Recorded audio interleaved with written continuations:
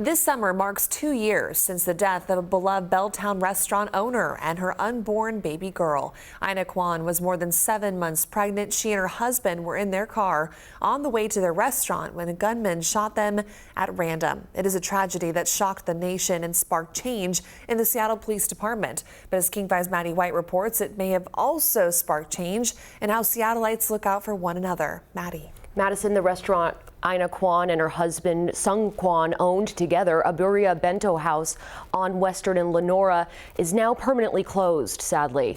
But Ina and her unborn baby live on in the minds of many. They inspired a CPR training course that would later lead to another life saved. Oh, wow. Yeah. That's awesome. That's pretty cool, huh? You want to read it? Yeah. When we met up with Justin Wong today, he had no idea of the news he was about to learn. It surprised me, and I'm happy right now, and it gave me more motivation. But first, let's rewind, as you might be wondering how these two men's stories relate to Ina Kwon. Absolutely. The man in the white, Randy Norberg, was the first person to try and help the Kwons after they were shot. It was really heartbreaking. First thing I noticed was that she was pregnant, something that probably stick with me forever, you know.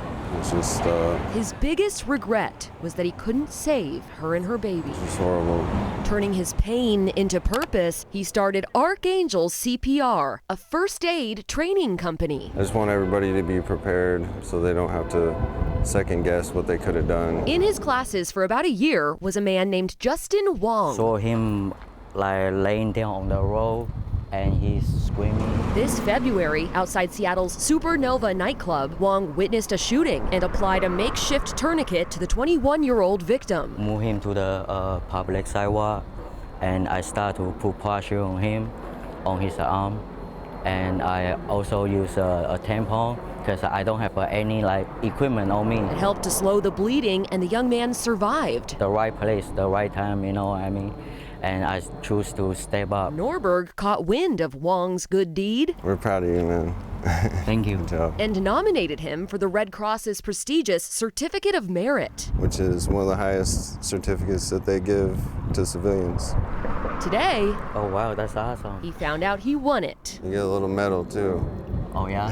Yeah. The certificate's also signed by the President of the United States. Now I can go to show my family, say, hey, I did a good thing, you know? Yeah. Well, good job, Randy, for doing that. Oh, Thank you, Randy. Thank you, man. You inspire me. Grew up, I'm not a good child, you know, always get in trouble. But now I just want to take a moment to change, you know. Yeah. It's a day of reflection for Wong, for sure, but also for Norberg, who still thinks about the angels who inspired archangels. And her impact lives on. Mm-hmm. Yeah, that's what I hope with every class that I train, you know. And Norberg expects that Wong will be presented with his life-saving award in a special ceremony at the Seattle chapter of the American Red Cross in the coming months. I'm Maddie White, King 5 News.